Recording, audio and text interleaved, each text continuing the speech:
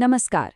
कभी सोचा है कि हजारों किलोमीटर दूर अफ्रीका में कोई ज्वालामुखी फटे और उसका असर सीधा भारत के आसमान पर दिखाई दे? सुनने में ये किसी साइंस फिक्शन फिल्म जैसा लगता है ना? पर यह बिल्कुल सच है। आज हम इसी हैरान कर देने वाली घटना की कहानी को समझेंगे। तो चलिए देखते हैं कि आज हम क्या क्या जानने वाले हैं। हम इस रहस्य से शुरू करेंगे और फिर इसके पीछे के गहरे विज्ञान को भी समझेंगे। तो सबसे पहले बात करते हैं उस सबसे बड़े सवाल की कि आखिर इथियोपिया में हुई एक घटना ने भारत तक हलचल कैसे मचा दी। ये सब मुमकिन कैसे हुआ?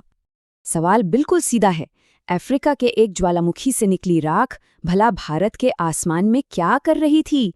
ये एक दिलचस्प पहेली है जिसे हम मिलकर सुलझाने वाले हैं। जरा सफर के बारे में सोचिए। ये राख अफ्रीका के पूर्वी कोने से उड़ी, पूरे अरब सागर को पार किया और फिर भारत पहुंची। ये कोई छोटा मोटा सफर नहीं था, ये हजारों किलोमीटर की दूरी थी। अब चलते हैं इस पूरी कहानी के केंद्र में। एक ऐसा ज्वालामुखी जो सदियों से नहीं बल्कि हजारों सालों से चुपचाप सोया हुआ था और फिर अचानक जाग उठा। ये है हेलीगुबी ज्वालामुखी जो इथियोपिया के अफार इलाके में है। ये एक शील्ड ज्वालामुखी है, मतलब ये किसी तीखे पहाड़ जैसा नहीं है बल्कि एक ढाल की तरह धीरे धीरे फैला हुआ है। इस नंबर पर जरा गौर कीजिए, 12,000 साल। ये ज्वालामुखी इस हालिया विस्फोट से पहले पूरे 12,000 सालों से शांत था। सोचिए कितना लंबा वक्त होता है ये।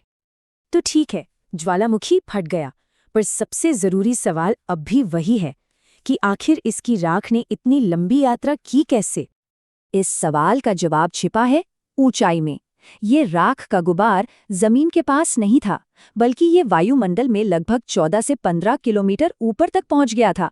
इतनी ऊंचाई पर मौसम और हवाएं बिल्कुल अलग होती हैं। तो देखिए, हुआ ये। सबसे पहले एक जोरदार विस्फोट ने राख को बहुत ऊपर आसमान में फेंक दिया। फिर वहां मौजूद तेज हवाओं ने, जिन्हें जेट स्ट्रीम भी कहते हैं, इस राख के बादल को पकड़ लिया और बस ये हवाएं इस बादल के लिए एक हाईवे बन गईं, जो उसे सीधा भारत की ओर ले आई। अब ये जो राख का बादल भारत पहुंचा, वो सिर्फ देखने के लिए एक अनोखी चीज नहीं था। ये अपने साथ एक असली खतरा लेकर आया था, खासकर हवाई जहाजों के लिए। देखिए, ये राख असल में चट्टान और कांच के बहुत ही छोटे नुकीले कण होते हैं। जब ये किसी हवाई जहाज के गर्म जेट इंजन के अंदर जाते हैं तो वहां पिघलकर जम जाते हैं। इससे इंजन बंद भी हो सकता है। साथ ही ये पायलट की खिड़कियों को खरोच सकते हैं और जरूरी सेंसर्स को भी ब्लॉक कर सकते हैं। इसी गंभीर खतरे को देखते हुए भारत की एविएशन अथॉरिटी DGCA ने फौरन एक एडवाइजरी जारी की। इसके चलते कई बड़ी एयरलाइंस को अपनी फ्लाइट्स या तो कैंसिल करनी पड़ी या फिर उनका रास्ता बदलना पड़ा। अच्छा, एक आम सवाल ये भी उठा कि क्या इस राख से दिल्ली का प्रदूषण और बढ़ गया? तो जानकारों के मुताबिक इसका जवाब है नहीं। वजह यह है कि ज्वालामुखी की राख वायुमंडल में बहुत बहुत ज्यादा ऊंचाई पर थी, जबकि दिल्ली का प्रदूषण जमीन के पास होता है। इन दोनों का आपस में कोई सीधा संपर्क नहीं हुआ।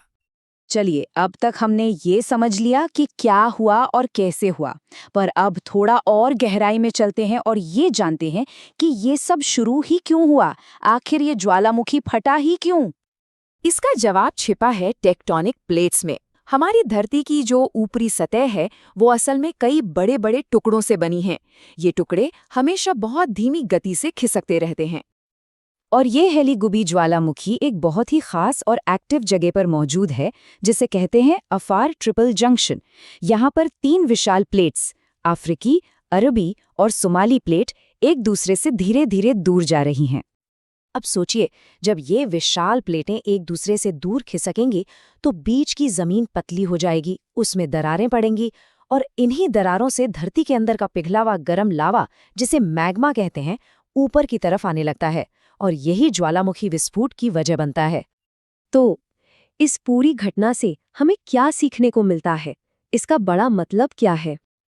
ये घटना हमें एक बहुत जरूरी बात याद दिलाती है। हमारी ये दुनिया कितनी गहराई से एक दूसरे से जुड़ी हुई है। एक घटना दुनिया के एक कोने में होती है और उसका असर हजारों मील दूर महसूस किया जाता है। ये दिखाता है कि हमारा वायुमंडल और हमारा पर्यावरण सब एक हैं। और ये हमें एक बहुत ही दिलचस्प सवाल के साथ छोड़ जाती है। हमारी इस दुनिया में और कौन-कौन सी ऐसी चीजें हैं जो इसी तरह एक अनदेखे धागे से आपस में जुड़ी हुई हैं? इस बारे में आपके क्या विचार हैं, हमें ज़रूर बताइएगा। हमारे साथ जुड़ने के लिए आपका बहुत बहुत धन्यवाद। अगर ये जानकारी आपको अच्छी लगी हो तो इसे दूसरों के साथ शेयर करें और ऐसे ही और विश्लेषणों के लिए जुड़े रहें।